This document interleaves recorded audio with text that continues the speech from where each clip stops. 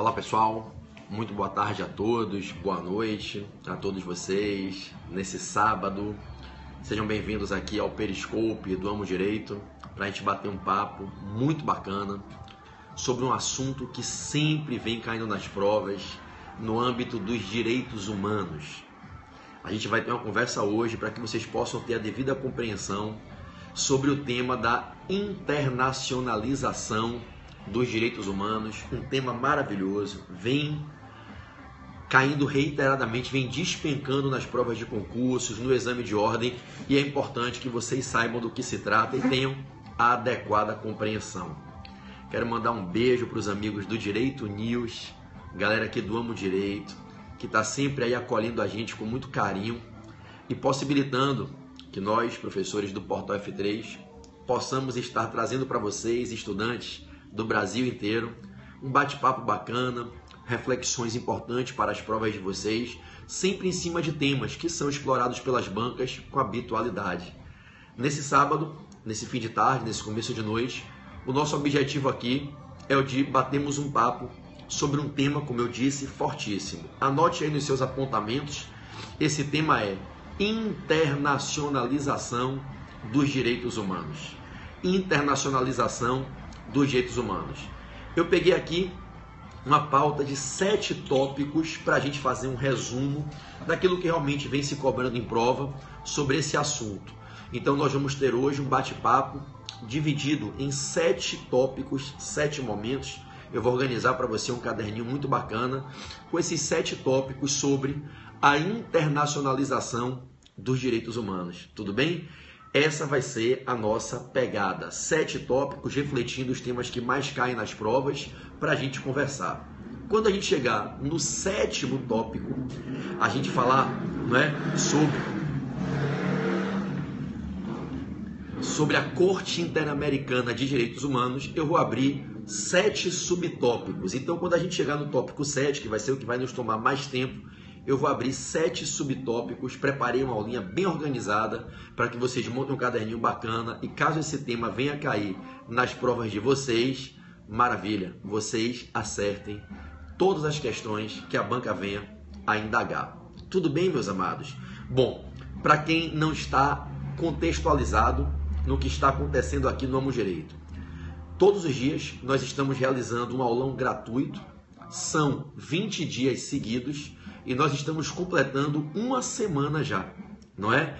Todo dia tem uma aula gratuita aqui no Periscope do Amo Direito. Hoje essa aula é comigo. A gente teve ontem uma aula de Direito Civil com o professor Aurélio Bourré, aqui do Rio de Janeiro. Tivemos antes de ontem uma aula sobre prisões cautelares maravilhosa com a advogada e grande professora Beatriz Abraão. E todo dia tem uma aula de alto nível gratuita aqui no Periscope do Amo Direito. Olha lá, falei da professora Beatriz Abraão, acabou de entrar na live a professora Bia Abraão. Um beijo, minha querida amiga, advogada e professora de processo penal, Bia Abraão, arrebentou mais de 3.000 visualizações na aula sobre prisões cautelares. Foi uma aula show, muito elogiada aí do Brasil inteiro, na quinta-feira, aqui no Periscope, na quarta-feira, se eu não me engano, no Periscope aqui do Amo Direito. Bia Abraão, um beijo. Galerinha, para a gente começar o nosso bate-papo, né? Hoje é sábado, eu sei que vocês devem ter pontos ainda para estudar, talvez um jantar em família, então a gente tem que ser bem objetivo para que antes das 20 horas a gente possa estar encerrando essa live. Inclusive eu tenho um compromisso hoje às 20 horas com a minha família, com meus filhos, com a minha esposa. Então vamos ser bem diretos e objetivos aqui, tá certo? Para a gente começar a falar da internacionalização dos direitos humanos. Rápido aviso para a gente começar, bem direto aqui. Ao final dessa live, eu vou colocar disponível para todos um sorteio lá no meu Instagram pessoal. Todo dia tá rolando um sorteio. E nesse sorteio nós estamos aí premiando, sorteando 2 bolsas de 100%. Quando acabar essa live, eu vou jogar, vai ser o 8º sorteio, já tiveram 7. Vai ser o 8º sorteio lá no meu Instagram e nós estamos sorteando todos os dias 2 bolsas de 100%, 2 bolsas de 100% para a turma intensiva de 10 sábados do Portal F3, a turma intensiva de 10 sábados para a prova da primeira fase do OAB. A partir de 16 de setembro a 18 de novembro, 10 sábados antecedendo a prova da OAB. A prova da OAB no domingo 19 de novembro. De 16 de setembro a 18 de novembro, o Portal F3 realizará o seu intensivão de 10 sábados. Cada sábado é uma matéria diferente e em cada sábado entra um professor para fazer um revisaço daquela matéria. Só professor de alto nível nacional, equipe de ponta. Essa turma de 10 sábados acontece na modalidade online. Então vocês do Brasil inteiro podem participar. E ela acontece em 10 capitais do Brasil. Então, todo dia, ao final da live aqui no Periscope do Amo Direito, a gente sorteia 2 bolsas de 100% para esse intensivão de sábado, ok? Esse intensivão, repito, vai de 16 de setembro a 18 de novembro. Não deixem de participar. É uma turma maravilhosa. 10 sábados, cada sábado uma matéria, um revisaço com um professor de alto nível. Para que vocês que estão me vendo aí do Brasil inteiro saibam, esse revisaço de sábado, ele ocorre na modalidade online, então vocês do Brasil inteiro podem participar, e ele ocorre presencialmente em 10 capitais do Brasil, ok? Então, se você que está me ouvindo agora for de uma das capitais que eu vou falar, você pode participar presencialmente. Então, durante os 10 sábados que antecedem a prova do AB, os professores do Portal F3 estarão entrando em aviões e cada professor vai estar numa capital diferente. São 10 sábados, ok? Quais são as cidades? Salvador, Rio de Janeiro, São Paulo, Maceió, Aracaju, Recife, João Pessoa, Fortaleza, Teresina. E a 10ª cidade vai ser escolhida na votação que está rolando hoje, né? Está acabando hoje. A votação rolou a semana inteira na internet. Foi aberto. A 10ª cidade está sendo escolhida numa enquete na internet, ok? Nesse exato momento, a primeira colocada é Goiânia. A segunda colocada, nesse exato momento, atrás, com 20 ou 30 votos atrás, é São Luís do Maranhão. Em terceiro lugar está Cuiabá, em quarto Brasília, em quinto Belém. Então, Goiânia e São Luís estão disputando ali numa diferença de 20 a 30 votos. E à meia-noite de hoje encerra a enquete. Durante a madrugada eu já vou anunciar qual é a 10ª cidade, ok? Então, pela última vez, para eu poder começar a aula, nós sortearemos 2 bolsas de 100% ao final dessa live. E todos os dias nós sorteamos mais 2, ok? Esse sorteio é no meu Instagram pessoal. E se você ganhar o sorteio, você tem uma bolsa de 100%. Você escolhe se você quer a turma online ou se você quer a turma presencial. Nós estamos alugando auditórios de hotéis em 10 capitais do Brasil. E aí nós vamos fazer 10 sábados de aula presencial em 10 capitais do Brasil, ok? Quais são as capitais do Brasil? Mais uma aí pela última vez. São Paulo. São Paulo está com quase 50 inscritos já. São Paulo, Rio de Janeiro, Salvador, Aracaju, Maceió, Recife, João Pessoa, Fortaleza, Teresina, e a 10ª cidade vai ser anunciada de madrugada hoje. Meia-noite a gente fecha a votação e aí a 10ª cidade vai ser eleita hoje. Bom, para que vocês saibam, essas matrículas para essas turmas, tá, já estão rolando. E são 90 vagas nas turmas presenciais. A turma online não tem número de vagas. As turmas presenciais só são 90 vagas. Em quase todas as cidades, a gente já está chegando a 40, 50 inscritos por cidade.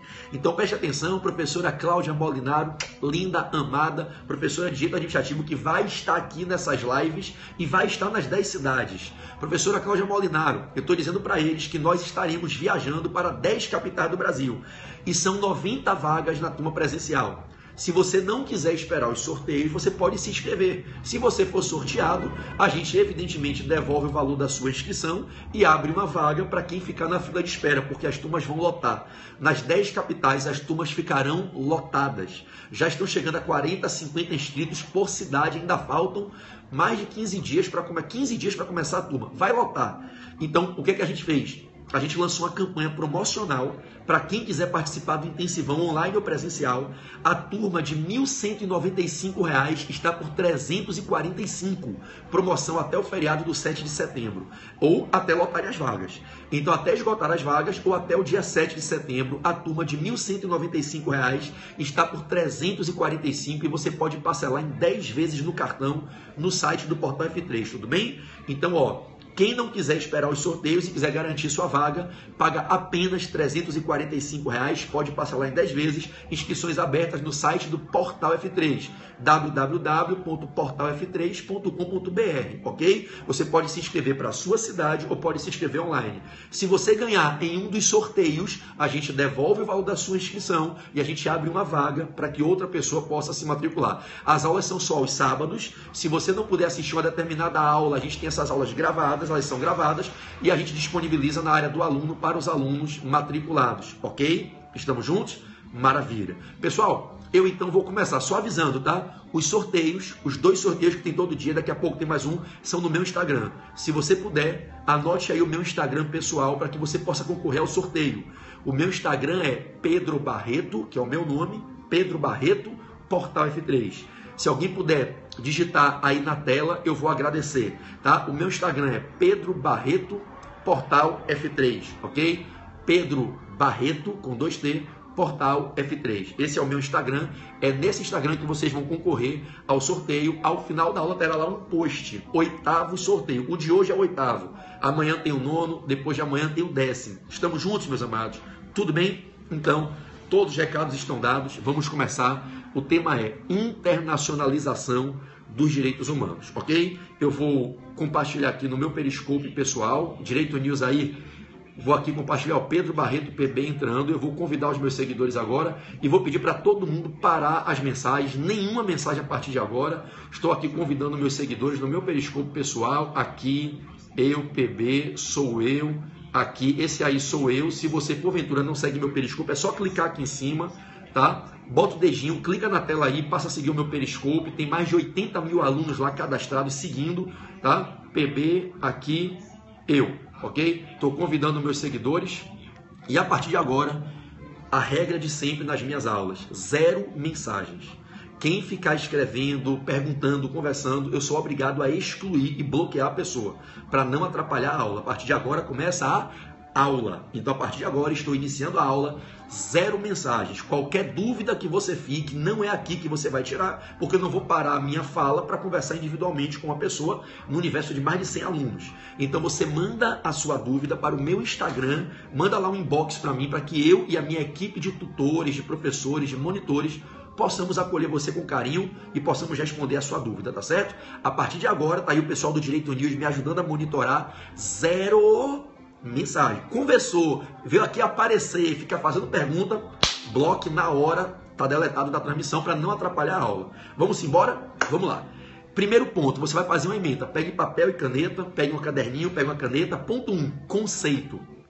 Você vai ter 7 pontos. Eu vou montar o seu caderno. Ponto 1, conceito. Conceito.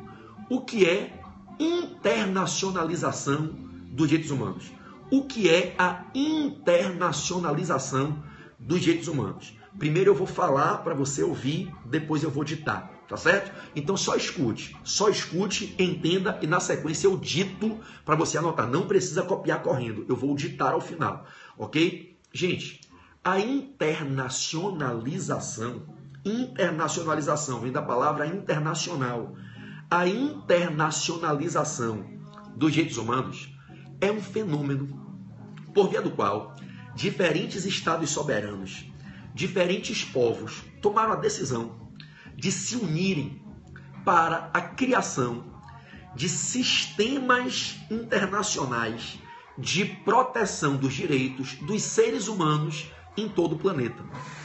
O fenômeno da internacionalização dos direitos humanos é o fenômeno por via do qual diferentes estados soberanos, diferentes países, diferentes povos, nações, resolvem dar as mãos, se unindo, se congraçando, para que juntos viabilizassem a criação de sistemas internacionais, unindo povos, unindo países, para que esses países, essas nações, de modo organizado, unidos, pudessem aumentar a força, aumentar o seu poderio de proteção da integridade dos direitos humanos, dos seres humanos de todo o planeta.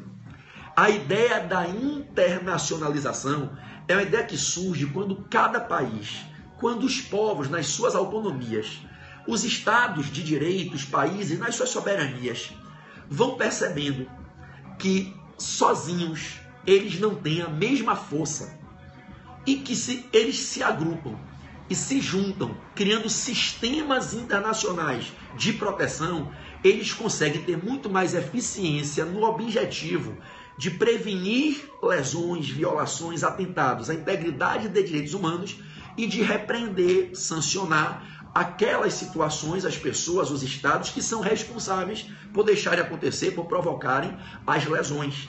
Então, os estados e os povos amadurecem ao longo do tempo e percebem que caso eles se agrupem e se juntem, criando sistemas unificados com a cooperação de todos, eles podem se tornar mais fortes e a tutela dos direitos humanos pode se tornar mais eficaz em todo o planeta. Então, a partir de quando esse amadurecimento, essa evolução de compreensão vai se sedimentando, os países começam a dialogar, chefes de Estado passam a se procurar, os povos começam a refletir, os professores começam a dialogar nas faculdades, os jurisconsultos passam a publicar artigos, e aí começa o burburinho a respeito da inteligência, quiçá da necessidade e indubitavelmente da utilidade de diferentes estados, diferentes povos se darem as mãos, criando sistemas internacionais para viabilizar com mais poderio e força a proteção, a tutela da integridade, da dignidade dos seres humanos em todo o planeta. Então, o que é esse fenômeno que a gente chama nas provas de direitos humanos, de direito constitucional, esse fenômeno que a gente chama de internacionalização dos direitos humanos? A internacionalização dos direitos humanos é um fenômeno por via do qual diferentes estados soberanos, diferentes nações se aproximam para, em vontade compartilhada, criarem sistemas internacionais de proteção da integridade dos direitos humanos.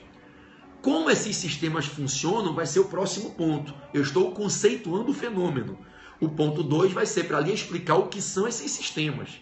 Por hora, para que eu possa ditar o conceito para você, saiba, quando você estiver fazendo uma prova, é verdadeira a proposição que afirma que a internacionalização dos direitos humanos é o fenômeno por via do qual diferentes países, diferentes povos se unem com base numa vontade compartilhada para a construção de sistemas internacionais comuns a todos eles, direcionados à proteção da integridade dos direitos humanos.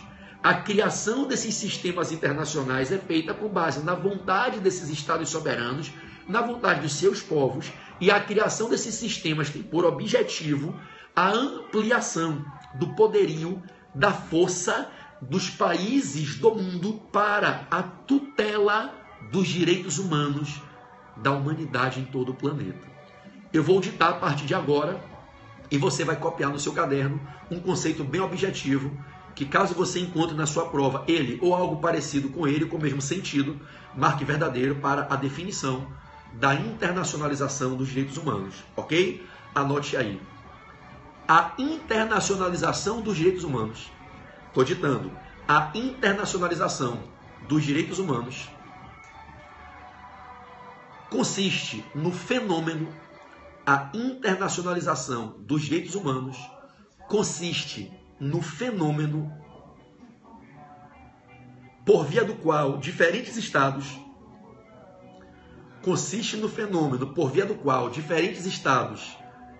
e diferentes povos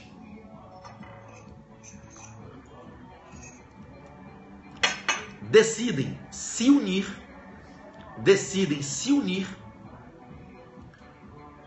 para criarem, diferentes estados e diferentes povos decidem se unir para criarem sistemas internacionais,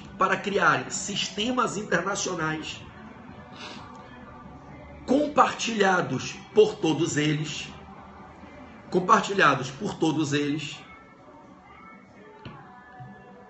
de proteção da integridade, sistemas internacionais compartilhados por todos eles, de proteção da integridade dos direitos humanos de todas as pessoas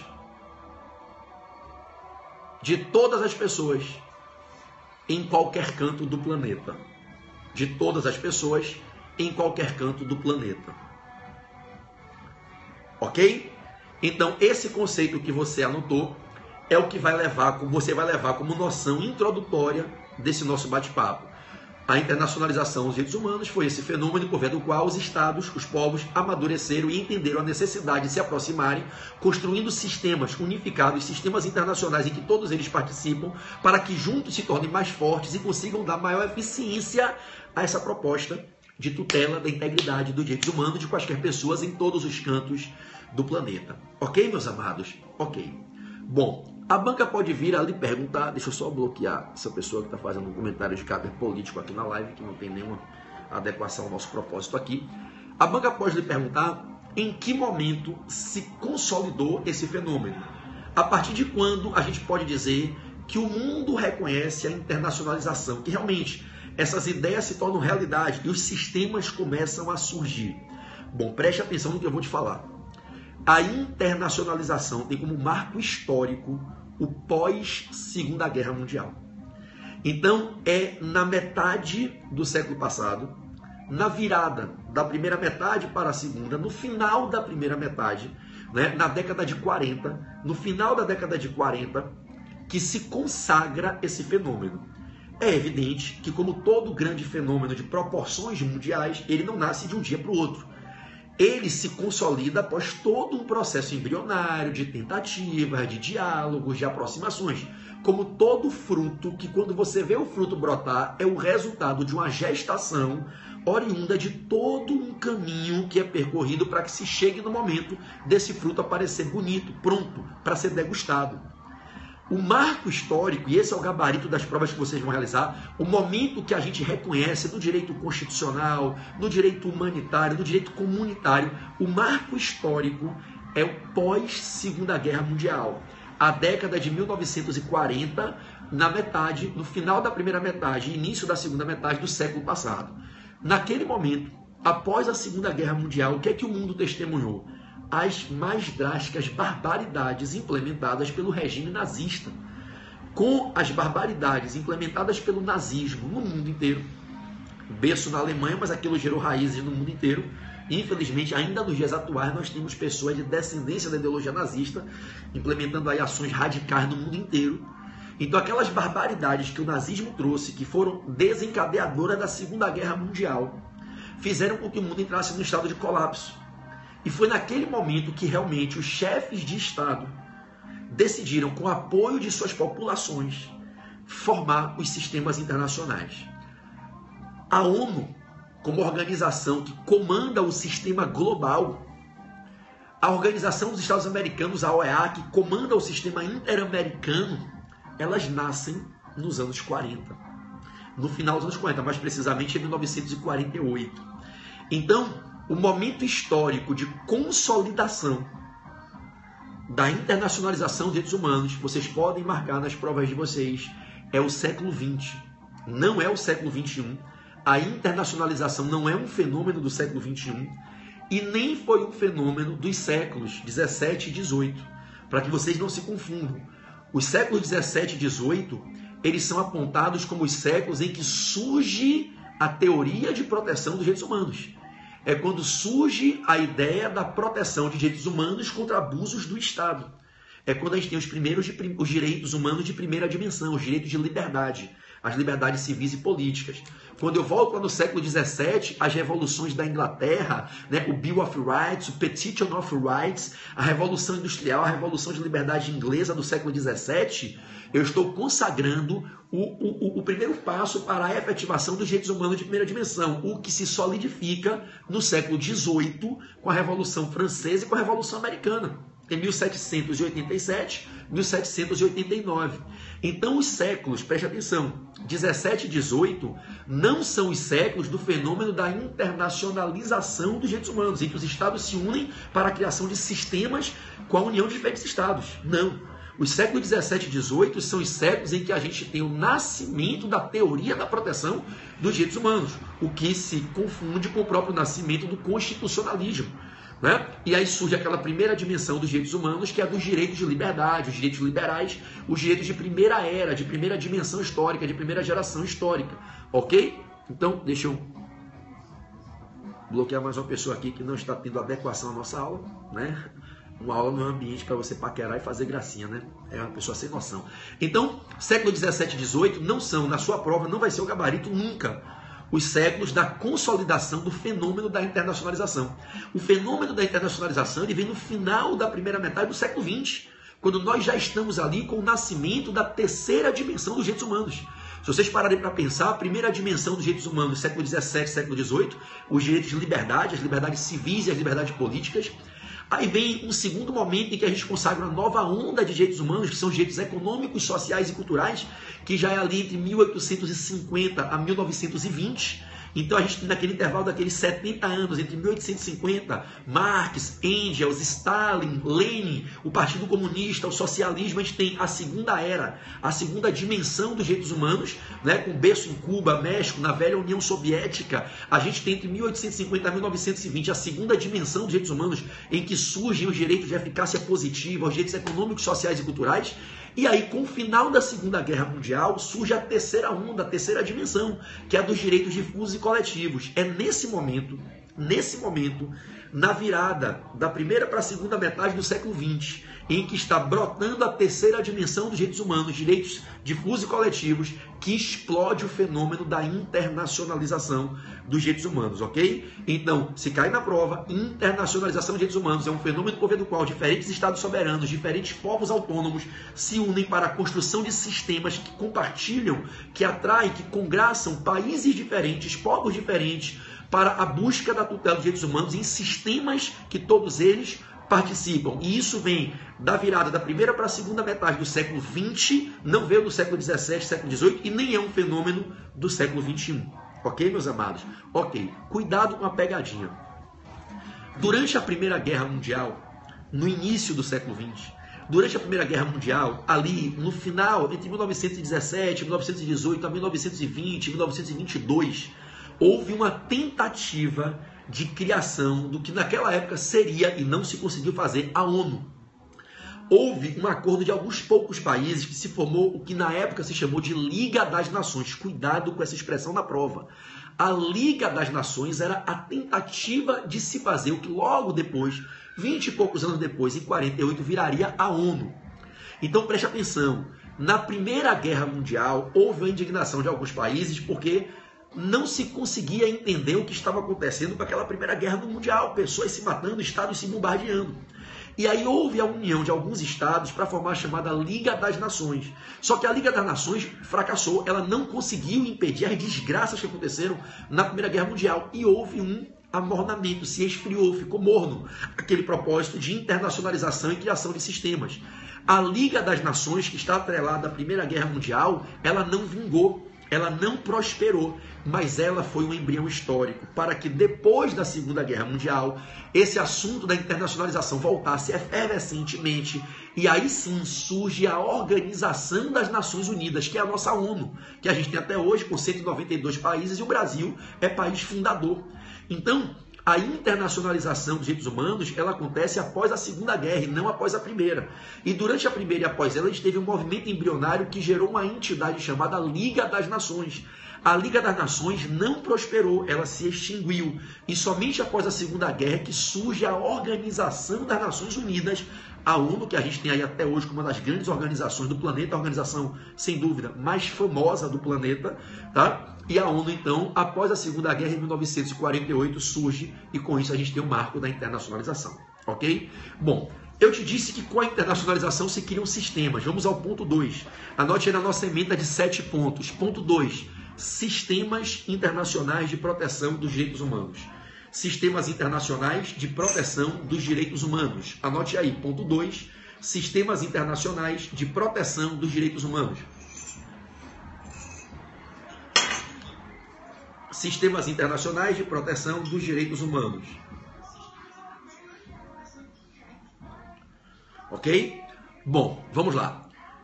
Com o fenômeno da internacionalização, se criaram dois perfis de sistemas internacionais. se criaram dois perfis de sistemas internacionais, ok? Bom, então anote aí que no nosso ponto 2, sistemas, com a internacionalização foram criados dois perfis, duas famílias, dois tipos de sistemas internacionais. De um lado, o maior de todos, que é o que a gente chama de sistema universal, também apelidado sistema global. Esse sistema universal ou sistema global, ele permite a adesão, a filiação de quaisquer países, de qualquer canto do planeta, e ele une países de todos os continentes do globo. É chamado de sistema universal ou global exatamente porque ele não tem restrições de caráter regional, de caráter continental. Então, no sistema global ou universal, eu tenho países da Europa, da Ásia, da África, da Oceania, das Américas. Então, o sistema universal ou global, apelidado também como sistema ONU, ele aceita a filiação de países de qualquer continente do planeta. Não tenha dúvida, o maior sistema que a gente tem dentro do mundo atual de proteção dos direitos humanos. A entidade que guia, que comanda, que conduz as políticas operacionais desse sistema é a ONU. Então, o primeiro de dois perfis de sistemas é esse, é o sistema universal ou global, conduzido pela Organização das Nações Unidas, pela nossa famosa ONU. E nesse sistema, quaisquer países de qualquer continente do globo podem aderir e participar. Paralelamente, existem os sistemas regionais, também chamados de sistemas continentais. Então, nós temos, de um lado, o sistema universal ou global e do outro, os sistemas regionais ou continentais, que vão abrigar países do mesmo bloco continental. Ok? Então, a gente tem dois tipos de sistemas internacionais gerados pela unificação de países com o fenômeno da internacionalização. O sistema universal ou global e os sistemas regionais ou continentais. Por exemplo, o Brasil não integra o sistema africano, o sistema europeu. O Brasil integra o sistema interamericano. Então, você vai anotar no seu caderno que, além do sistema global, existem 3 sistemas regionais. Os sistemas regionais são sistemas, gente, de regiões, de localidades. Não é qualquer país que entra. Se unem os países daquele bloco continental para que juntos deliberem sobre políticas interessantes para aquele continente. Às vezes, o que é uma prioridade hoje na Ásia não é na América. E o que hoje é prioridade na África pode não ser na Europa. E o que é prioridade na Europa pode não ser na América do Sul. E o que é prioridade na América do Sul pode não ser na Oceania. Então, nós temos hoje um sistema universal guiado pela ONU e temos os sistemas regionais, que são 3. Anote. Sistema africano, sistema europeu e sistema interamericano. Então hoje, consolidados, estruturados, com seus órgãos executores, com suas cortes internacionais de julgamento, nós temos 3 sistemas regionais. O europeu, o africano e o interamericano. Nós não temos um sistema asiático, um sistema da Oceania. Nós temos o sistema europeu, o sistema africano e o sistema interamericano. Além desses 3, que são os sistemas regionais, nós temos o sistema universal abraçando, congraçando, conglobando países de todo o planeta. Tudo bem? Bom, para o que nos interessa, que é o sistema interamericano, qual é o nome do órgão que comanda, que conduz, que é o órgão gestor do sistema interamericano? Gente, o órgão gestor do sistema interamericano é a OEA. OEA, Organização dos Estados Americanos. O Brasil também é fundador do sistema interamericano, como é do sistema universal. O Brasil é membro fundador da OEA, como é também membro fundador da ONU. Então, se cai na sua prova, o Brasil é um país que adere aos 2 perfis de sistemas internacionais e adere na condição de membro fundador. Então, o Brasil goza desse privilégio de ser um dos países fundadores do sistema internacional universal ou global e também é membro fundador do sistema continental ou regional interamericano. O Brasil é membro fundador da ONU e é membro fundador da OEA. Então, as 2 grandes entidades das quais nós somos membros filiados, membros associados e membros fundadores. Então o Brasil é membro fundador da ONU e é membro fundador da OEA. Se isso cai na sua prova, pode marcar verdadeiro. Às vezes a banca coloca que o Brasil é membro fundador da ONU, mas não é membro fundador da OEA. É membro fundador da OEA, mas não é membro fundador da ONU. Falso. O Brasil é membro fundador da ONU e membro fundador da OEA. O Brasil integra os dois níveis de sistema internacional, o global e o regional. Aí vem a pegadinha de prova. O Brasil atua no que tange à proteção dos direitos humanos através de quantos sistemas de proteção?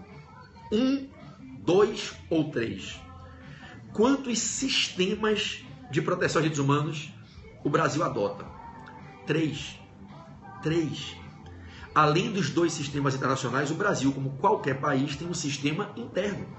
Então nós temos um sistema interno que atua para a proteção de direitos humanos, através de órgãos e entidades da administração pública, no Poder Executivo, entidades do terceiro setor que atuam colaborativamente com o Poder Executivo. Nós temos leis, nós temos normas internas, o Estatuto da Pessoa Portadora de Deficiência, a lei que combate os crimes de violência doméstica. Nós temos leis internas, órgãos, instituições nacionais, órgãos da administração pública brasileira. E nós temos no judiciário competências jurisdicionais, ora da Justiça Estadual, ora da Justiça Federal, ora competência originária do STF para questões envolvendo direitos humanos. Então, meus amados, a gente tem o sistema interno, a gente tem os dois sistemas internacionais. Então, na sua prova, o Brasil adota 3 sistemas de proteção aos direitos humanos. Os dois sistemas internacionais, o universal ou global guiado pela ONU, o interamericano guiado pela OEA e o sistema brasileiro, o sistema interno de proteção aos direitos humanos. Tudo bem? Tudo ótimo. Vocês são meus alunos no coaching, exame de ordem, vocês que estudam comigo no coaching para concursos públicos, vocês estão comigo na nossa casa, no meu curso, o Portal F3. Você já deve estar acostumado com esse meu jargão. Tudo bem? Tudo ótimo. A sua mente, ela é fundamental para a definição dos seus comportamentos, que são fundamentais para a definição dos seus resultados. Seus resultados são consequências dos seus comportamentos. São as suas ações e inações que determinam o nível dos seus resultados. E os seus comportamentos, ações e inações, comportamentos comissivos e omissivos, fazer ou deixar de fazer o que poderia ser feito, fazer ou não fazer o que não deve ser feito, são consequências de suas decisões mentais, seus comandos mentais decisórios. E os seus comandos mentais decisórios que determinam os seus comportamentos positivos ou negativos, de ações ou inações, que geram os seus resultados, entenda a cadeia. Mandamentos mentais decisórios, decisões tomadas na sua mente, disparam ordens comportamentais e seus comportamentos geram seus resultados.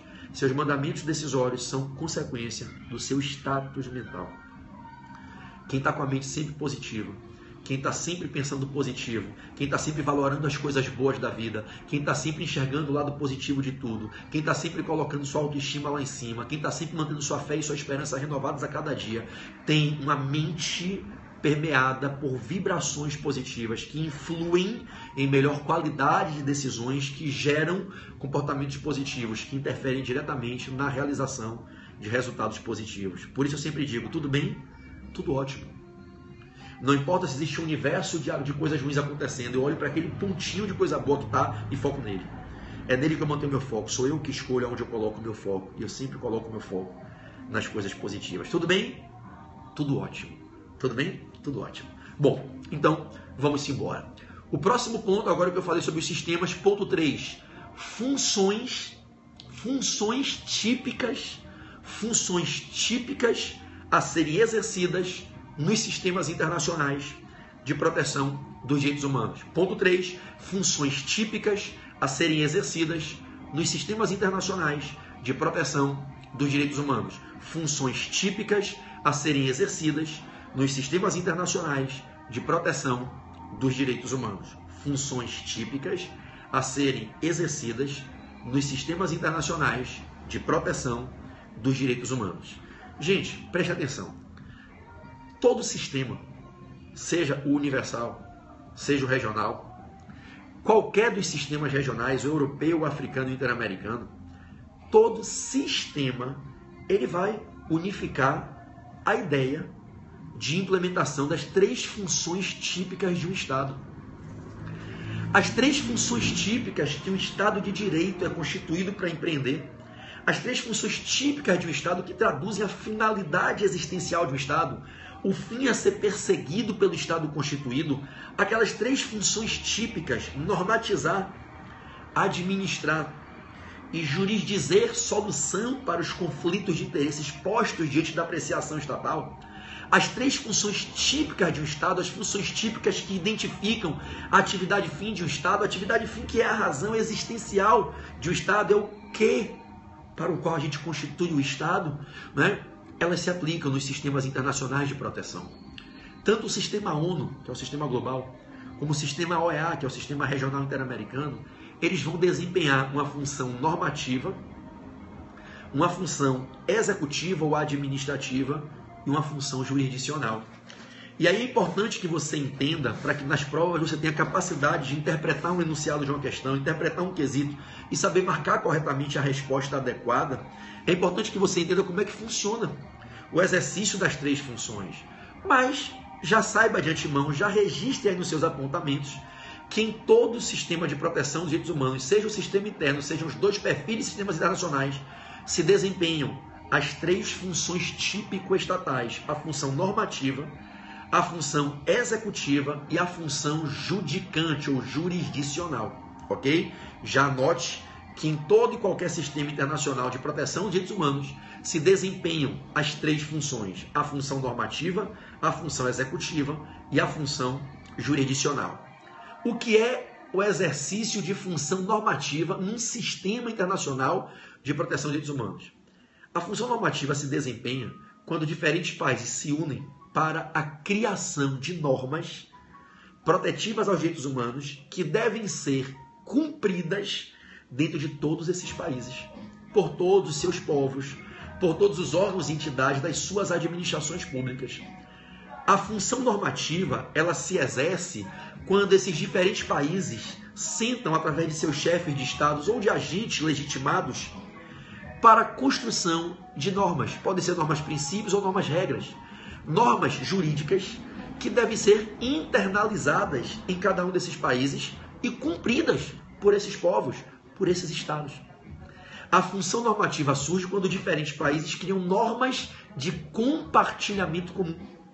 É quando a gente cria a chamada interseção normativa. Normas que vão atuar dentro de todos os estados que resolveram pactuar a criação delas, que resolveram aceitar, se submeter à aplicação delas. E qual é a fonte que é construída para veicular essas normas de compartilhamento comum, de cumprimento comum? Normas estas que têm por conteúdo a proteção, regras e princípios de proteção da integridade dos direitos humanos. Quais são as fontes que são construídas para a veiculação dessas normas de tutela dos direitos humanos, normas, regras e normas, princípios que devem ser cumpridas nesses diferentes países, gerando-se, portanto, através dessas normas de cumprimento comum, de cumprimento compartilhado, uma interseção no direito positivo, no direito objetivo desses diferentes países. Eu passo a ter uma norma que vai ser incrementada no direito objetivo brasileiro, no direito objetivo do país alfa, do país beta, do país gama, de todos os países signatários que compartilharam a construção dessa norma, que entenderam que era de interesse comum e entenderam que deveriam todos eles internalizar essa norma para a proteção de direitos humanos dentro do seu estado. Qual é a fonte que se constrói para apresentar essa norma? Tratados e convenções internacionais. Tratados e convenções internacionais são as fontes normativas, as fontes que se constroem para apresentar os princípios e regras, para apresentar as normas, princípios, normas, regras, na escola do Working Anda, de Ronald Dworkin, que há alguns anos, infelizmente, nos deixou, mas imortalizou para sempre, para todas as próximas gerações, o seu legado, ensinando com precisão a distinção entre normas, regras e normas, princípios. Então, observe que no sistema internacional, nos sistemas internacionais de proteção dos direitos humanos, nós temos o exercício da função normativa. E esse exercício ocorre quando diferentes países se juntam para construírem normas de proteção de direitos humanos, normas de compartilhamento e cumprimento comum desses diferentes países. As fontes que se constroem quando esses acordos são celebrados, quando esses chefes de Estado ou autoridades legitimadas conforme a Constituição de cada país, chefes de missões diplomáticas, ministros, chefes de Estado, quando os legitimados representando seus países sentam numa mesa, em regra, os chefes de Estado sentam numa mesa e começam a deliberar, fazendo acordos, deliberando, definindo quais são as normas que vão ser pactuadas para a proteção dos direitos humanos de categoria A, de categoria B, de categoria C, para os direitos de pessoas portadoras de deficiências físicas, de deficiências mentais, para o direito das mulheres, para o combate à tortura, para o direito de defesa dos índios. Quando eles sentam na mesa para deliberar a construção dessas normas, ora normas regras, normas princípios, sempre normas de proteção aos direitos humanos, eles celebram a construção de uma fonte que é o invólucro, que traz dentro de si a norma, que é o conteúdo. A fonte ou a caixinha, o envelope, o frasco, a fonte traz dentro de si o líquido, a norma, o caldo, a essência, que é a norma. Essas fontes são tratados e convenções internacionais, ok? Então, a função normativa é exercida através da construção de tratados e convenções internacionais de proteção dos direitos humanos. Beleza? Maravilha. Bom, e a função executiva? A função executiva ou administrativa, ela é empreendida através da realização das chamadas políticas públicas internacionais de proteção preventiva e repressiva dos direitos humanos. A função executiva ocorre quando a gente visualiza o exercício das políticas públicas internacionais, que podem consistir em prestações de serviços, em construções de áreas, de parques, de campos, de locais para proteger pessoas portadoras de direitos humanos, campanhas de conscientização, palestras, arrecadação de donativos. Então, as políticas públicas internacionais de tutela dos direitos humanos. Então, nesses sistemas, nós temos entidades, nós temos órgãos que desempenham essas funções administrativas, essas funções executivas, empreendendo no mundo inteiro as políticas públicas internacionais de proteção dos direitos humanos.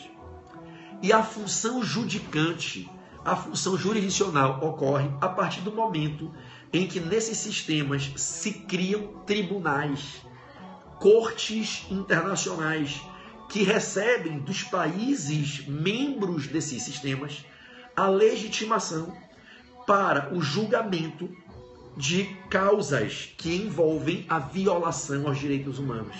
Então, a gente passa a ter no cenário internacional o surgimento de tribunais que não são do Poder Judiciário do país A ou do país B, são tribunais autônomos que integram ora o sistema interamericano, ora o sistema europeu, ora o sistema africano, ora o sistema ONU universal.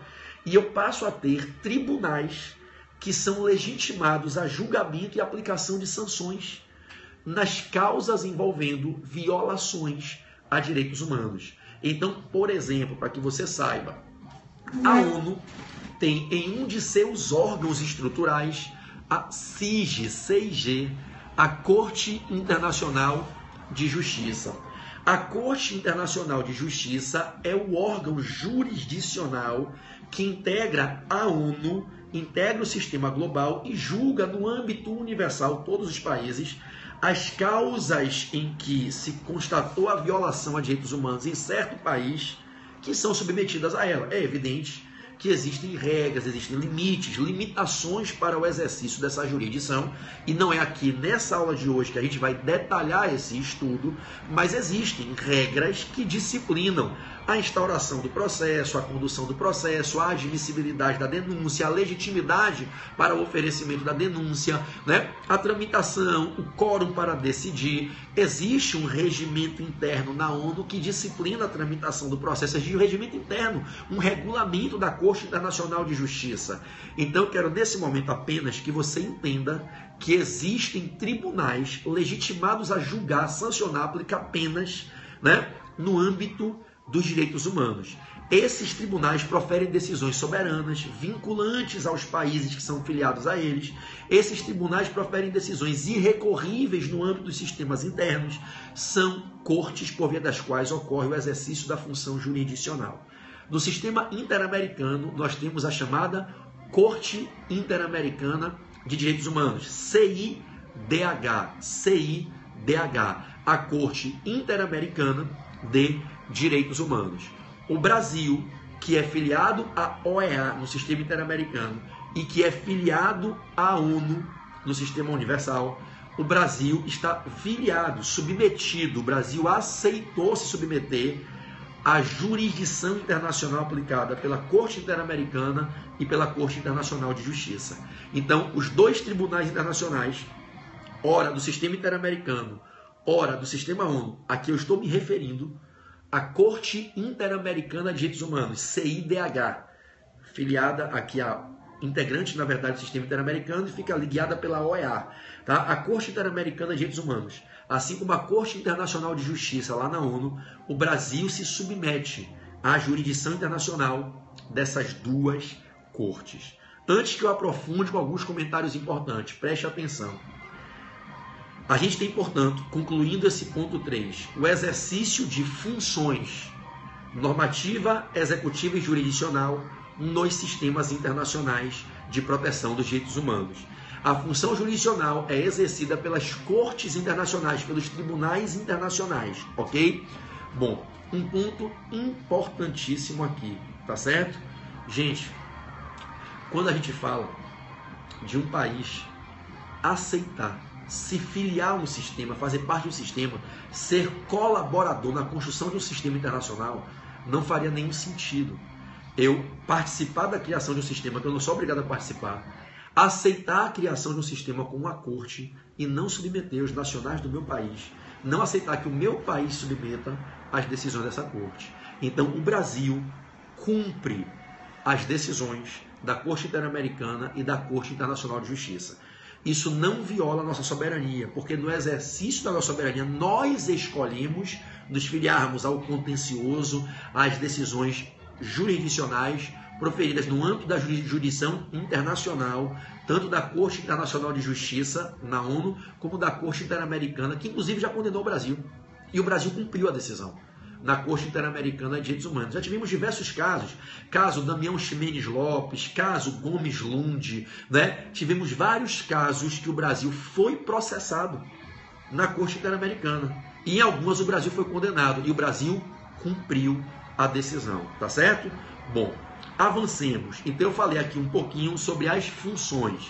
Eu queria destacar para vocês os princípios que regem a internacionalização dos direitos humanos.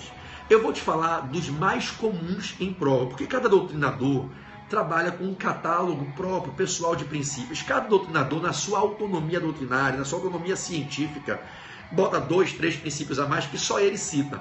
Eu vou pegar os princípios que são os mais comumente compartilhados pela maioria da doutrina e que são os que aparecem em prova. Tá? Então eu vou lhe falar aqui de 5 princípios. Você vai anotar o nome desses 5 princípios e eu vou lhe explicar do que se trata, ok? Às vezes, esses princípios são citados em prova como fundamentos.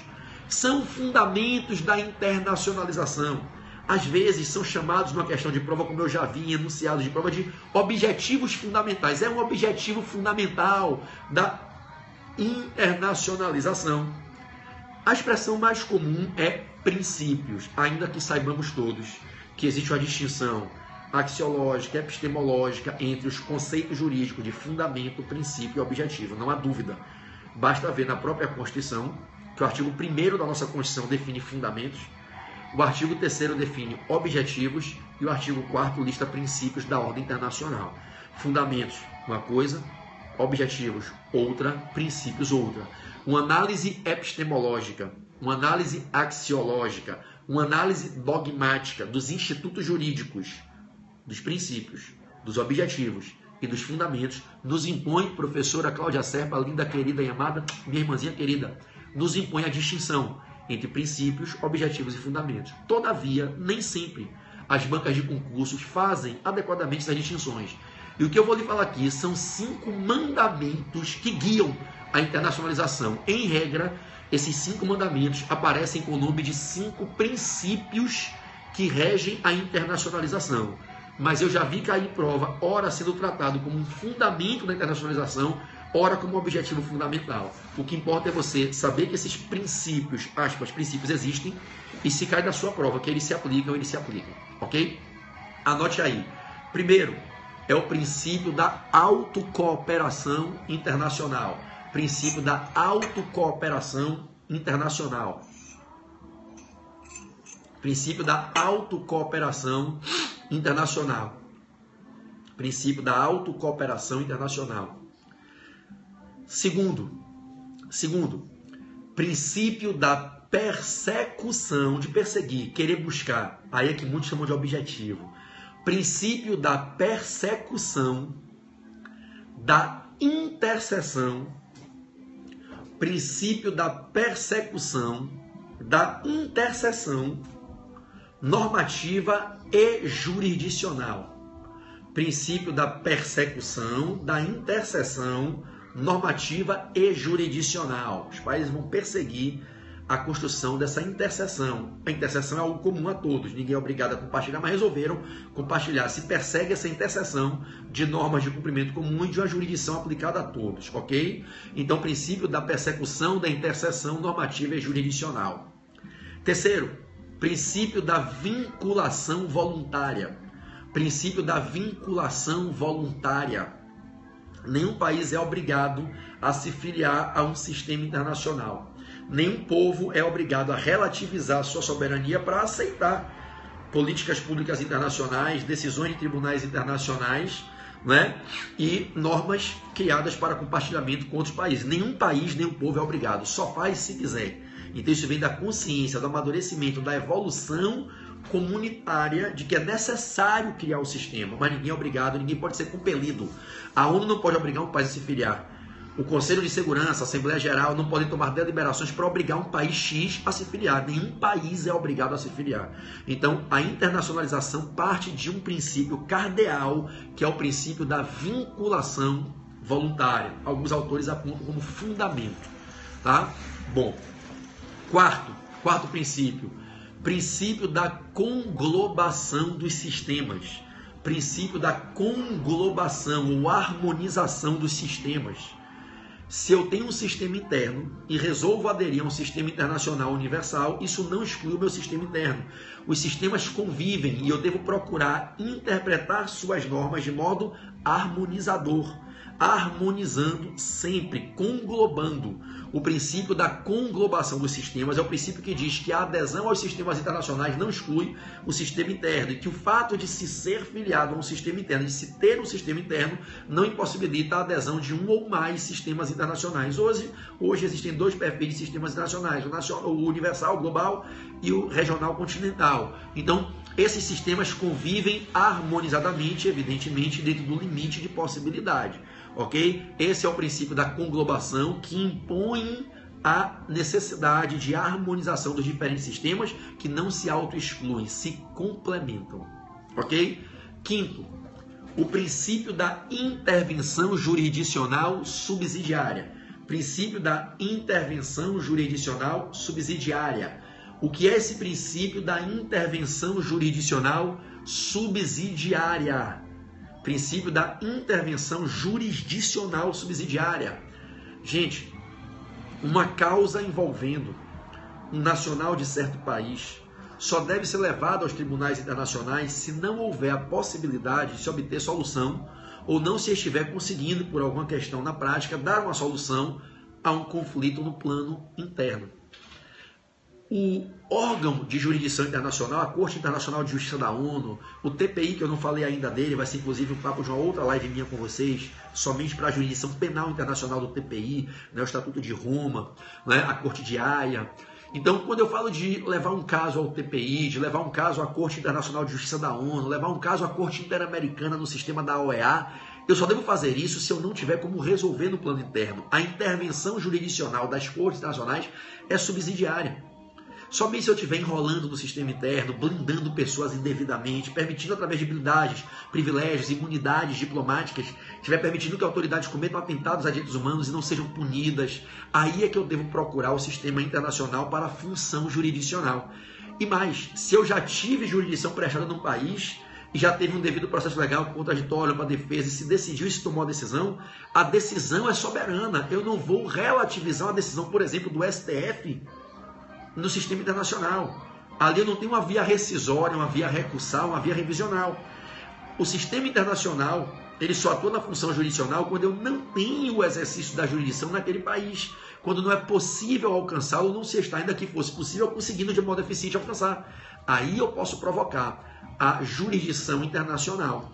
Então a gente tem o chamado princípio da intervenção subsidiária jurisdicional, princípio da intervenção jurisdicional subsidiária. Vamos recapitular os 5 princípios?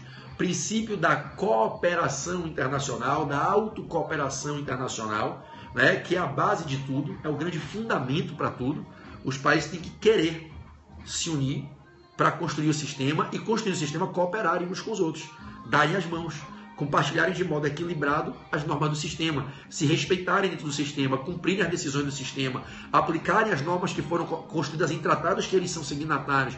É o princípio da autocooperação internacional. Todos dão as mãos se unindo para a proteção dos seres humanos do planeta, não apenas dos nacionais do seu povo, né? Então, o princípio da autocooperação internacional, princípio da persecução da interseção de jurisdição e de normatividade, princípio da persecução da interseção normativa e jurisdicional, princípio da vinculação voluntária, princípio da conglobação dos sistemas e princípio da intervenção jurisdicional subsidiária. Esses são os 5 princípios mais comumente citados em provas, perguntados em provas orais, trabalhados na doutrina. Evidentemente, como disse e repito, para já mudar de ponto, cada doutrinador, na sua liberdade acadêmica, na sua liberdade doutrinária, cita ora mais 2, mais 3, mais 1, mais 4. Tem princípios que às vezes só um doutrinador cita. Então, a gente tem aí uma variação. Esses são os mais importantes, tudo bem? Vamos continuar. Vou para o ponto 5, processo internacional. Processo internacional, ponto 5. Processo internacional. Ponto 5, processo internacional. Gente, tem que haver um cuidado muito grande nosso aqui com a análise do processo internacional. Esse processo que tramita dentro das cortes do sistema ONU e dos sistemas continentais, que são os sistemas regionais, por exemplo, interamericano. Preste muita atenção, porque isso que eu vou te falar agora é o que mais derruba pessoas em prova. Gente, num processo internacional, no sistema global e nos sistemas regionais, não se acusam pessoas.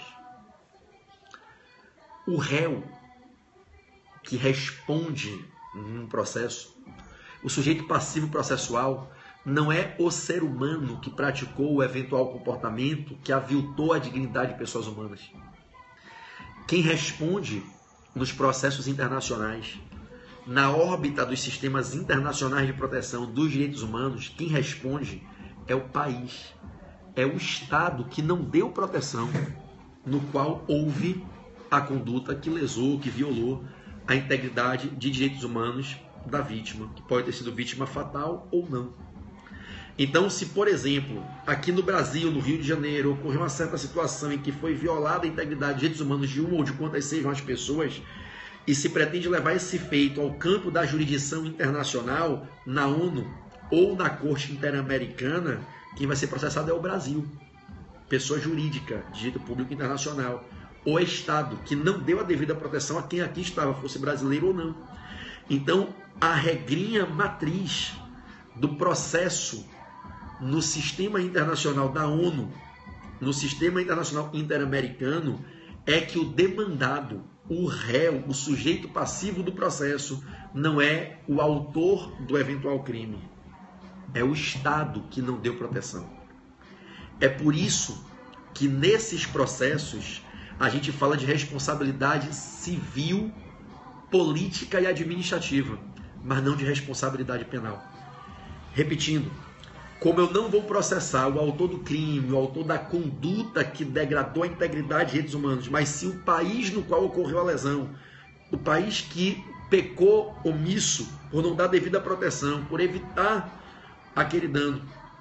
a integridade de direitos humanos, a gente diz que o processo dentro do sistema universal e do sistema intercontinental, ele é um processo em que eu tenho uma jurisdição que não é jurisdição penal internacional, é uma jurisdição civil, político-administrativa. As sanções são de natureza civil, política e administrativa. Não são sanções de natureza penal. Eu não tenho como prender o país. Eu não aplico pena no âmbito criminal ao país. Entenderam? Então venha devagarzinho comigo para você entender. No sistema ONU, em que o seu órgão de julgamento, o seu tribunal internacional é a Corte Internacional de Justiça. No sistema interamericano da OEA, que seu órgão de julgamento é a Corte Interamericana de Direitos Humanos. Nós, quando vemos esse processo se instaurar, nós estamos assistindo um réu que é o próprio país. E a responsabilização que ocorre ali é a responsabilização civil, político-administrativa. Ok? Aí você pode me perguntar, professor, mas não existe um tribunal penal internacional? Existe. O TPI, que merece uma aula somente para ele, e eu posso fazer com vocês em outro momento, uma live só para conversar sobre o TPI, quais são os crimes apreciáveis pelo TPI, quais são as regras definidas no Estatuto de Roma, os princípios que regem o TPI, o princípio do nebis in idem, da anterioridade penal, da irretroatividade, da subsidiariedade ou complementaridade, né? A questão da discussão da pena de morte, se ela se aplica ou não, para quais países se aplica e para quais não se aplica, a pena de prisão perpétua, os crimes submetidos à jurisdição do TPI, crime de guerra, genocídio, contra a humanidade e agressão. Eu posso fazer uma aula só sobre TPI para vocês. Não é agora.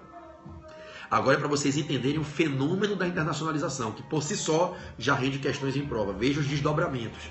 Uma aula sobre TPI é um desdobramento dessa aula de hoje.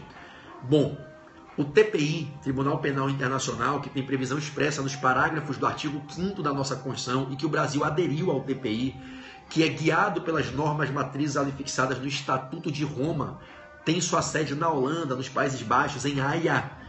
O TPI é o tribunal que julga pessoas, julga criminosos, julga assassinos.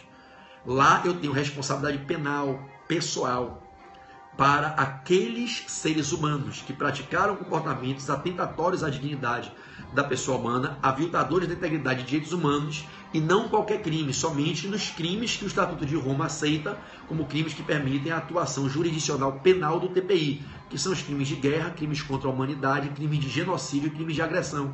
Guerra, humanidade, genocídio e agressão. GUGA, G-H-U-G-A. Crimes GUGA, G-H-U-G-A. Né? Guerra, humanidade, genocídio e agressão. Então, quando eu falo que uma determinada pessoa física está sendo processada no âmbito do processo internacional, processo penal internacional, jurisdição penal internacional para a tutela dos direitos humanos, eu não estou na Corte Internacional de Justiça da ONU. Eu não estou na Corte Interamericana de Direitos Humanos. Eu estou falando do Tribunal Penal Internacional, que é um órgão apartado, é uma corte apartada que dialoga com a ONU, mas não é um órgão da ONU. Ok? Então, nos processos que tramitam dentro do sistema global da ONU e do sistema interamericano, não se acusam pessoas, se acusam países. Mas continue comigo, para a gente continuar a falar desse processo. Olhe que questão interessante. Você aprendeu que no processo internacional do sistema universal e do sistema continental, eu tenho jurisdição de natureza civil, político-administrativa, responsabilidade civil, política e administrativa, sanções cíveis, políticas e administrativas. O réu não é a pessoa física que agrediu a outra, que violou os direitos humanos da outra. O réu é o país e o autor. Se eu estiver na Argentina, que é país membro da ONU e da OEA, e eu for vítima de lesão aos meus direitos humanos dentro da Argentina, eu posso processar a Argentina? Na órbita do sistema universal, lá na Corte Internacional de Justiça, do sistema interamericano, na Corte Interamericana, não posso. A vítima, ou no caso de morte, os familiares da vítima, não têm legitimidade processual ativa. Então, olha que coisa interessante.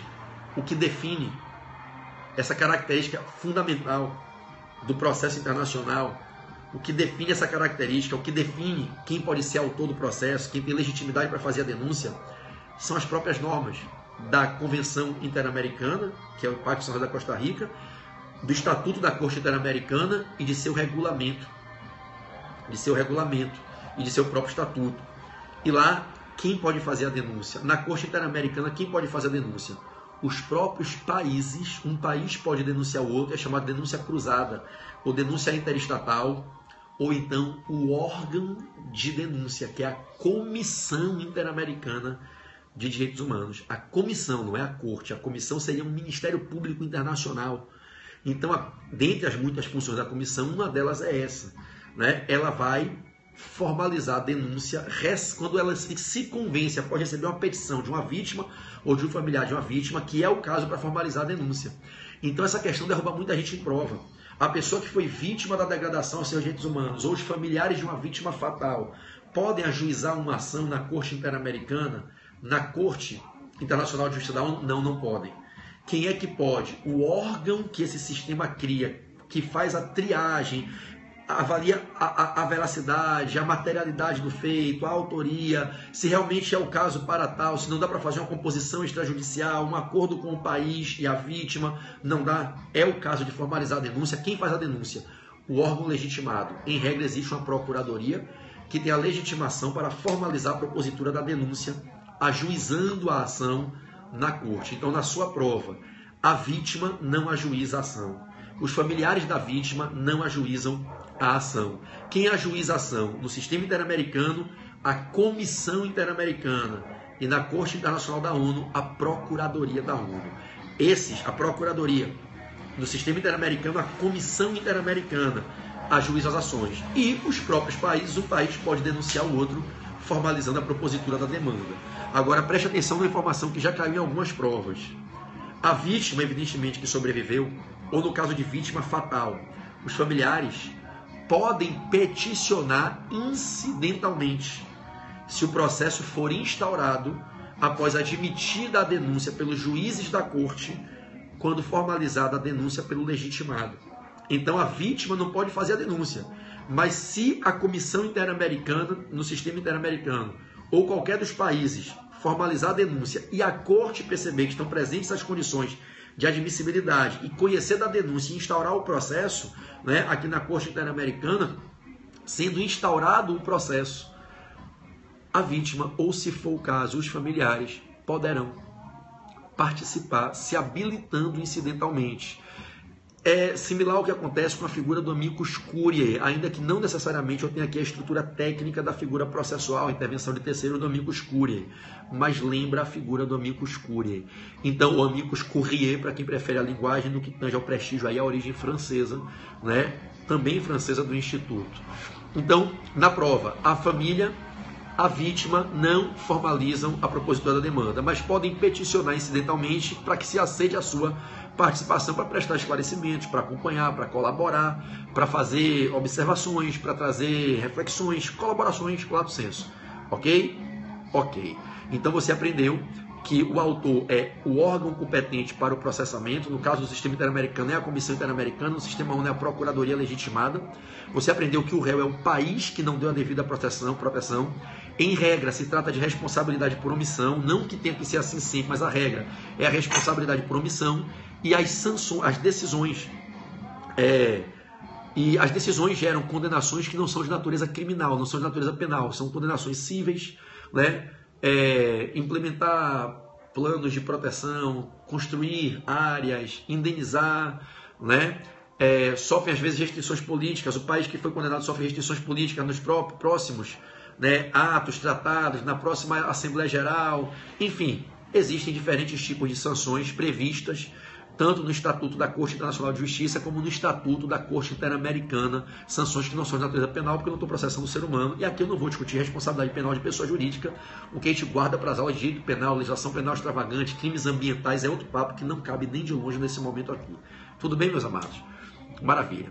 Bom, deixo para trás o ponto 5 e abro o ponto 6 para trazer rápidas lembranças, estamos já nos minutos finais, ponto 6 e 7 para acabar. Ponto 6, rapidamente, anote, Sistema Interamericano. Sistema Interamericano, tudo bem? Tudo ótimo. Então, vamos lá. Sistema Interamericano, ponto 6. A banca costuma perguntar algumas coisinhas básicas sobre o Sistema Interamericano. Primeiro, o Sistema Interamericano vincula quais países? Os países das Américas, América do Sul, América do Norte, aí tanto faz se você vai falar de América Central os países das Américas ou do bloco americano e os povos do Caribe. Ok? O sistema interamericano abraçou os povos do Caribe. Ainda que eu tenha povos do Caribe que sejam de influência inglesa, francesa, holandesa. Os países que ficam na região do Caribe, ali, Costa do México no oeste, abaixo dos Estados Unidos ali no norte, aqui abaixo, Caribe colombiano, Caribe venezuelano, Trinidade e Tobago, Cuba, Porto Rico. Então, os países das Américas e os povos do Caribe integram, porque você vê na prova, povos do Caribe, você fala, nunca vi isso, é pegadinha, é falso. Não é falso, é verdadeiro. Tá? O sistema interamericano abraça, congraça, confraterniza, congloba os povos do Caribe e todos os países da América. Ok? O órgão gestor, você me viu dizer, é a OEA, Organização dos Estados Americanos. Ok? O órgão jurisdicional é a Corte Interamericana. O órgão que faz o papel de formalizar denúncias, de tentar acordos e mediações, que recebe petições das vítimas, que faz a triagem dos feitos, é a Comissão Interamericana. Lembre, a comissão denuncia, a Corte julga. A banca costuma perguntar sobre os monumentos normativos, os grandes tratados do sistema interamericano, tá certo? E aí tenha muito cuidado com o que eu vou te falar aqui agora, muito cuidado mesmo. O sistema interamericano, guiado pela OEA, tem 3 grandes documentos. E nenhum deles é o que a banca joga na prova. A banca joga na prova a DUDH, DUDH, Declaração Universal, ou o nome, Declaração Universal dos Direitos Humanos. Às vezes cai com a sigla em inglês, o DHR, e o DHR, que é Universal Declaration Human Rights. A Universal Declaration Human Rights, UDHR, é o documento do sistema ONU. É a grande fonte normativa do sistema universal. A Declaração Universal dos Direitos Humanos. A Declaração Universal dos Direitos do Homem. Eu até não gosto da expressão direitos do homem porque é um pouco preconceituosa com a figura amável, doce, que a gente não vive sem elas. A figura da mulher. Eu não gosto da expressão Declaração Universal dos Direitos do Homem. Né? Mas essa Declaração Universal, que eu prefiro falar de dos direitos humanos, ela não é um documento, um tratado construído no sistema interamericano, meu irmão. Ela não foi construída pelos povos, pelos países aqui da América, ela foi construída pelo mundo inteiro. Então, a DUDH, a Declaração Universal dos Direitos Humanos, ela é a grande fonte normativa do sistema ONU, do sistema global, do sistema universal. Quais são os 3, isso aí cai em prova e derruba todo mundo, irmão. Quais são os 3 grandes tratados? Quais são os 3 grandes monumentos normativos que edificam, que são os pilares do sistema interamericano?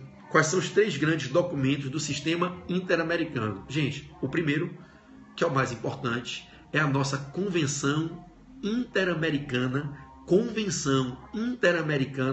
de Direitos Humanos. A Convenção Interamericana de Direitos Humanos é conhecida como Pacto de São José da Costa Rica. O Pacto de São José da Costa Rica é o nosso documento 001. É a fonte normativa, é o tratado internacional mais importante do sistema interamericano. É o Pacto de São José da Costa Rica, que foi construído na Costa Rica, na cidade de São José. Então, é chamado de Convenção Interamericana dos Direitos Humanos. Cuidado, não é a Convenção Internacional, não é a Declaração Internacional, é a Declaração Universal. Então, cuidado, o Pacto de São José da Costa Rica é a Convenção Interamericana dos Direitos Humanos. Foi aprovado no dia 22 de novembro de 1969. 22 de novembro de 69. Mas só entrou em vigência em 18 de julho de 78. Então, ela é aprovada em 69, fica no vacácio e só se cumprem os requisitos para a sua vigência em 78. Então, já quase nos anos 80, já quase no final ali da ditadura militar no Brasil. Então, anote que o primeiro de 3 grandes monumentos normativos do sistema interamericano é a Convenção Interamericana dos Direitos Humanos, que é o nosso Pacto de São José da Costa Rica, aprovado em 22 de novembro de 1969 e que entrou em vigência apenas em 18 de julho de 1978. Tudo bem? Bom, qual é a grande característica do Pacto de São José da Costa Rica? Qual é a característica que na prova você não pode errar? da Convenção Interamericana, ela foi feita para proteger os direitos humanos de primeira dimensão. Ela foi feita para proteger os direitos humanos de primeira dimensão. Então anote aí, bote um asterisco, eu estou no primeiro documento, são 3. Anote que a Convenção Interamericana, o Pacto de São José da Costa Rica, foi feito para proteger os direitos humanos de primeira dimensão, que são os direitos de liberdade, as liberdades civis e as liberdades políticas, tudo bem? Bom, e aí você percebe a lacuna que fez com que surgisse o segundo documento, anos depois, uma década depois, e que entrou em vigência por mais uma década depois. Em 17 de novembro de 1988, em 17 de novembro de 88, a gente tinha acabado no Brasil de promulgar a Constituição em outubro. Em 17 de novembro de 88, é aprovado o segundo monumento normativo do sistema interamericano. Mas ele só vai entrar em vigência em 16 de novembro de 99. Em 1999. E o Brasil internaliza ele no dia 30 de dezembro de 99. Você sabe qual é esse segundo documento, meus amigos? É o Protocolo de São Salvador. Anote que em prova ele cai toda hora. Ele vem se agregar ao Pacto de São José da Costa Rica, o famosíssimo, importantíssimo Protocolo de São Salvador. Qual é o papel do Protocolo de São Salvador? Ele vem trazer as normas de proteção dos direitos humanos de segunda dimensão. Os direitos econômicos, sociais e culturais.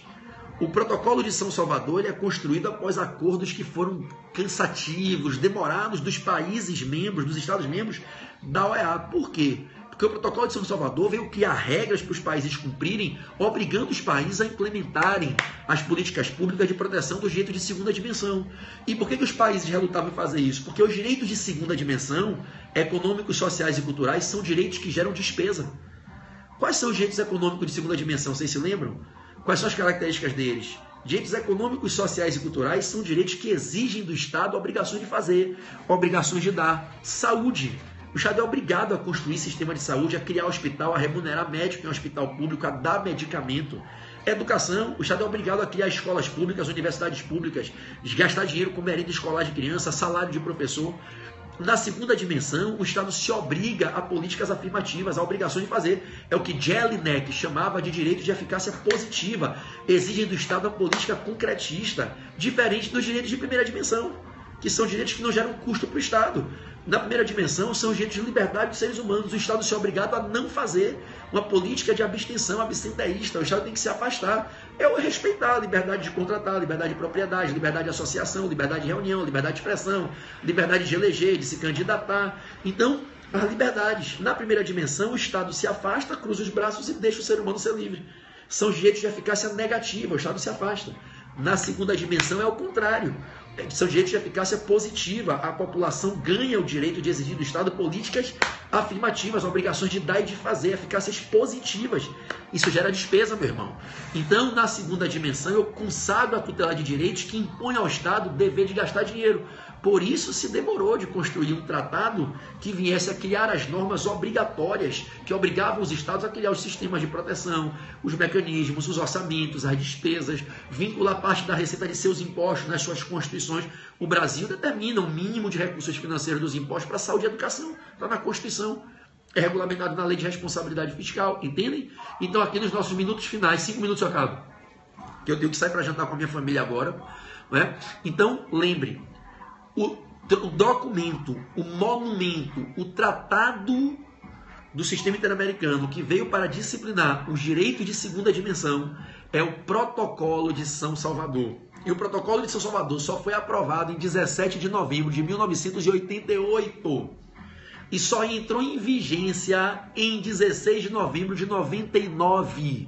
Percebem? Então, olhe a evolução no tempo. Né? A gente vem do Pacto de São José da Costa Rica, né? Lá atrás, a Convenção Interamericana lá atrás, aí só depois é que a gente vai trazer o Protocolo de São Salvador, né? Para em 1999 o Protocolo de São Salvador entrar em vigência. Então, o Pacto de São José da Costa Rica, ele é criado lá atrás, ele vai entrar em vigência em 78, aí o Protocolo de São Salvador é feito em 88 e vai entrar em vigência em 99. Anote aí, por favor, anote aí no seu caderno um decreto importantíssimo, um decreto presidencial no Brasil, tá? Um decreto ali aprovado por Fernando Henrique, editado por Fernando Henrique, o decreto 3321, anote isso aí, decreto 3321, esse decreto 3321, anote por favor, de 30 de dezembro de 99, o decreto 3321 de 30 de dezembro de 99 é que oficializa a entrada no Brasil do Protocolo de São Salvador, ok? Bom, o terceiro monumento do sistema interamericano é o Protocolo para a proteção, para, na verdade, o combate, né? O Protocolo para a abolição da pena de morte, tá? Então, nem todos os países aderiram. Os Estados Unidos, por exemplo, não aceitaram que qualquer de seus estados federados fosse obrigado, tanto que existe pena de morte em alguns estados dos Estados Unidos, né? Mas existe esse terceiro monumento importantíssimo que o Brasil aderiu a ele em 1990, né? 8 de junho de 90, que é o Protocolo para a abolição da pena de morte. Se eu estou falando de proteção de direitos humanos, eu não posso concordar com pena de morte, né? O Brasil, por exemplo, é um país que não aceita a pena de morte, a pena capital, tá certo? Então esses são os três monumentos, ok, do sistema interamericano. Monumentos normativos: Pacto de São José da Costa Rica, Protocolo de São Salvador e o Protocolo de Abolição da Pena de Morte. Galerinha, feito isso, eu chego ao ponto 7, que é o último ponto que eu preparei para essa live de hoje, tá? Ponto 7, né? Valeu, Agnaldo, meu parceiro, estava hoje na pós de tributário, né? Os nossos ex-alunos aí da segunda fase estavam hoje com a pós-graduação. O pessoal chega aqui no Coach Exame de Ordem, Agnaldo foi meu aluno do Coach Exame de Ordem. Aí passa na primeira fase do AB, treinamento é VIP, a galera vem para cá, às vezes fica uma turma, duas, depende aí da maturidade, da formação básica de cada um. Tem alunos que levam 3 turmas, mas se o cara se dedicar e persistir, o Coaching Exame de Ordem é o bicho. Hoje, inclusive, começou a turma extensiva do Coaching Exame de Ordem, 90 aulas, mais 10 simuladores, são 100 aulas em 75 dias até a prova do AB. O cara sai daqui do Coaching Exame de Ordem e vai para a segunda fase comigo, ou em tributário ou em funcional, que são as 2 segundas fases que eu ensino e treino a galera toda. Passando, eu monto uma pós-graduação em advocacia tributária e a outra em advocacia pública. E aí o aluno escolhe onde ele quer fazer. E aí o importante tem, hoje teve uma aula foda, não foi, velho? Eu só vi elogios hoje no grupo do WhatsApp, a galera da pós Radiante, Escola do Barragán, na pós de tributária, arrebentou. E quem deu aula hoje na pós de Direito Público e Advocacia Pública foi Rafa, meu irmão, Rafa Barreto, né? Então, o caminho é esse, meu irmão. Faça a primeira fase do AB, se puder, faça o Coaching Exame de Ordem, vocês vão adorar, um treinamento VIP, velho, VIP. Passou aqui, vem para a segunda fase, o tributário ou funcional comigo. Pode escolher sem medo que eu vou treinar você para passar. Não tenha medo. É a melhor opção que você pode fazer. A menor prova, a menor matéria, menor número de peças e tem o PB dando aula do edital inteiro. Ensinando peça por peça, ensinando o edital todo. Passou, vem comigo para pós. Bom, para a gente finalizar, o sétimo ponto é Corte Interamericana de Direitos Humanos. Corte Interamericana de Direitos Humanos. Não vai dar tempo de eu abordar esse sétimo ponto aqui. Vou ficar lhe devendo esse sétimo ponto e vou fazer, talvez amanhã, uma live para falar do sétimo ponto, falar sobre a Corte Interamericana de Direitos Humanos. Eu separei 7 pontos. Qual é a natureza da Corte? Qual é o objetivo da Corte? Quais são as funções da Corte? A Corte às vezes é função consultiva, tem processo de consulta e não necessariamente contencioso, muita gente não sabe, derruba muita gente em prova. Quais são, né? Qual é a sede? Eu poderia mudar a sede? Quais são as regras? Qual é o quórum mínimo para poder mudar a sede? Como é que é composta a Corte? Quantos juízes tem? São 7. Pode ter um juiz de mais de 2 juízes do mesmo país. Pode ter juiz ad hoc. O juiz pode julgar as causas em que eu tenho uma vítima que é nacional do seu próprio país, da sua nacionalidade. Qual é o tempo do mandato dos juízes? Não é? Eu posso reeleger um juiz. O juiz tem remuneração, ele é obrigado a morar no país sede, né? Qual é o quórum para deliberar, para abrir sessão, qual é o quórum para votação, quais são os efeitos das decisões que são chamadas de sentenças, ainda que tenha a característica de um acórdão, qual é a diferença de uma sentença internacional para uma sentença de direitos humanos, né? Porque de uma sentença internacional para uma sentença estrangeira, né? Porque eu tenho que homologar a sentença estrangeira no STJ, mas não tenho que homologar a sentença internacional, né? Então existem vários assuntos para a gente deliberar sobre a Corte Interamericana de Direitos Humanos, que são as medidas provisórias da Corte, né? Então, meus amados, eu vou fazer uma outra live para que a gente converse sobre Corte Interamericana, que é um ponto que cai muito em prova e é o 7º ponto que ficou faltando nessa live de hoje, tá certo? Deixa eu lembrar vocês, eu vou agora para o Instagram, fazer um sorteio de 2 bolsas de 100%. Siga meu Instagram e vá participar agora. Quem sabe você ganha. Eu vou sortear 2 bolsas de 100% desse curso, né? PB, posso trocar de curso? Comprei a turma extensiva online para o CO? Poder pode. Mas se você está na turma extensiva online, a turma extensiva também é muito boa, você não precisa trocar. Mas se quiser trocar, faça uma solicitação lá no portal que a gente troca, tá certo? Eu vou sortear 2 bolsas para o intensivão de sábado. Hoje é sábado, dia 2. Daqui a 2 sábados, dia 16, começa o intensivão. Esse intensivão são 10 sábados, de 16 de setembro a 18 de novembro, 10 sábados que antecedem a prova da vez. Você passa 10 sábados com a equipe do portal. Cada sábado é uma matéria diferente. Trabalho, processo de trabalho, civil, processo civil, consumidor, penal, processo penal, tributário, administração constitucional. Cada sábado tem uma matéria diferente, ok? Para você ganhar essa bolsa, você vai concorrer ao sorteio no meu Instagram. Quem pode digitar meu Instagram, por favor, para os amigos que não têm. Meu Instagram pessoal, que tem 80 mil alunos seguindo, Pedro Barreto, Portal F3. É esse Instagram aqui que Juju aí, Ju Albuquerque, minha amiga querida lá de São Paulo, né? Que estudou comigo no curso de exame de ordem, na segunda fase tributária do AB, Juzinha querida, amo de paixão. Tá aí, Pedro Barreto, Portal F3, tá certo? Meu amigo Agnaldo, meu parceirão, que eu também moro aqui, meu coração, né? Pedro Barreto com 2T, Agnaldo, né? Com 1T não, meu Barreto tem 2T. Então lá nesse Instagram, Pedro Barreto, Portal F3, tá certo? Todo dia tem um sorteio de 2 bolsas de 100% para o intensivão de 10 sábados.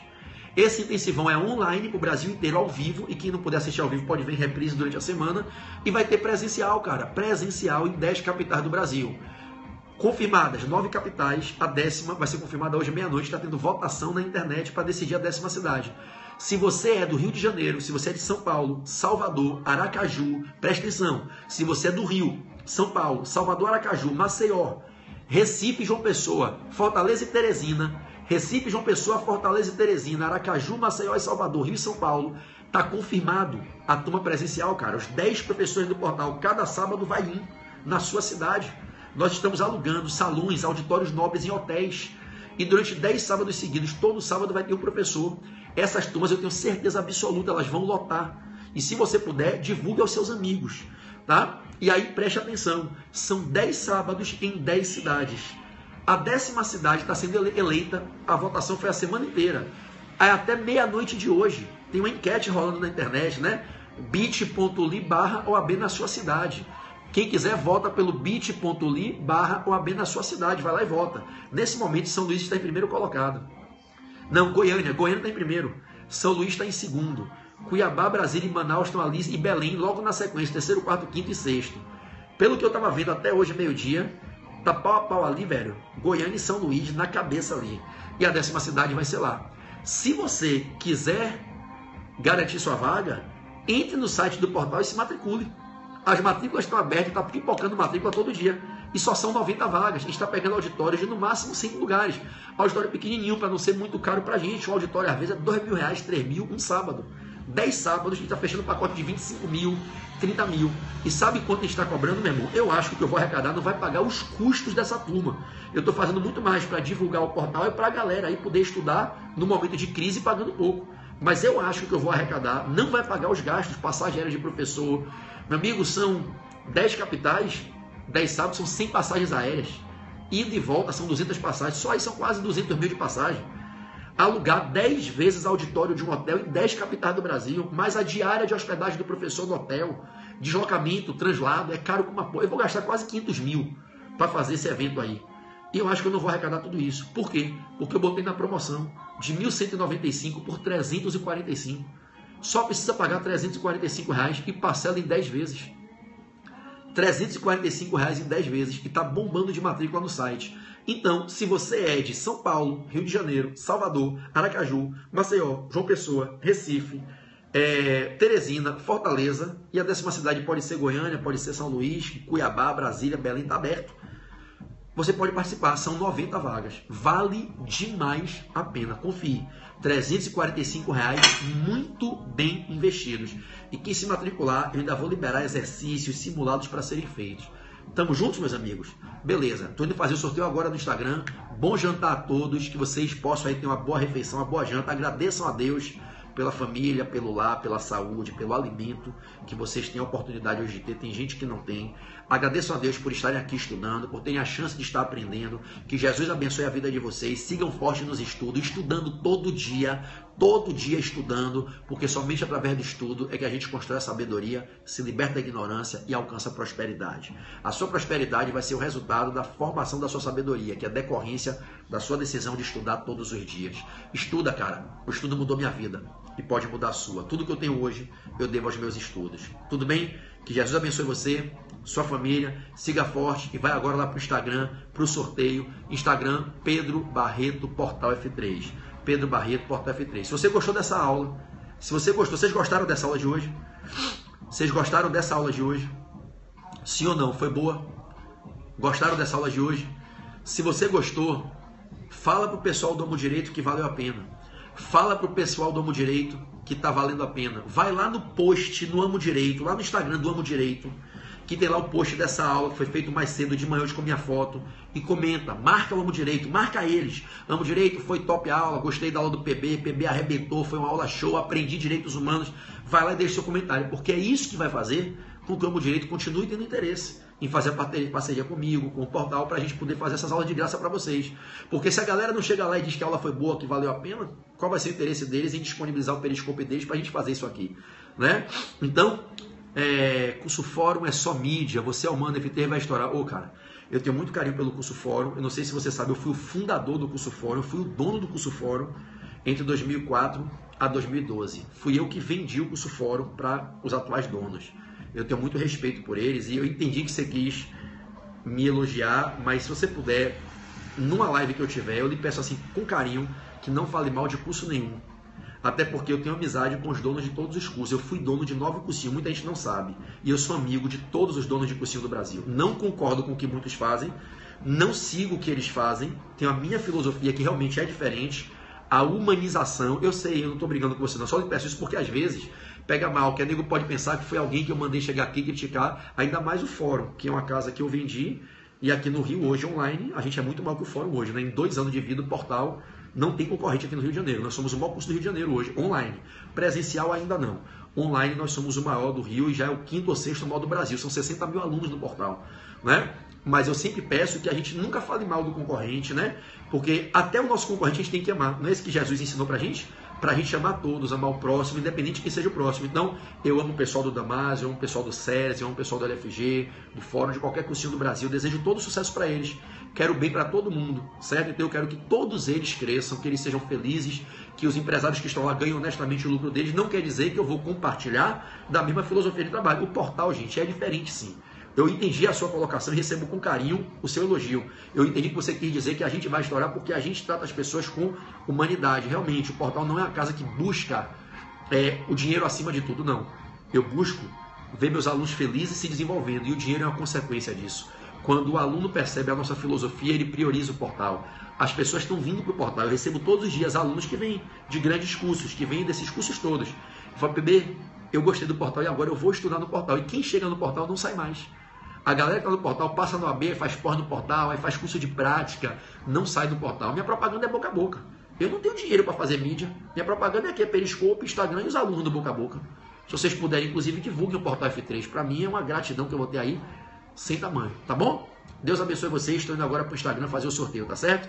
Beijo grande, vou desligar aqui. Fiquem na paz de Jesus e vão lá no Amo Direito, tá? Vão lá no Instagram, Amo Direito, e deixem um comentário na foto dessa minha aula aqui, tá? Dizendo que foi boa, tá? E o sorteio rola agora em 5 minutos no meu Instagram, Pedro Barreto, Portal F3. Beijo!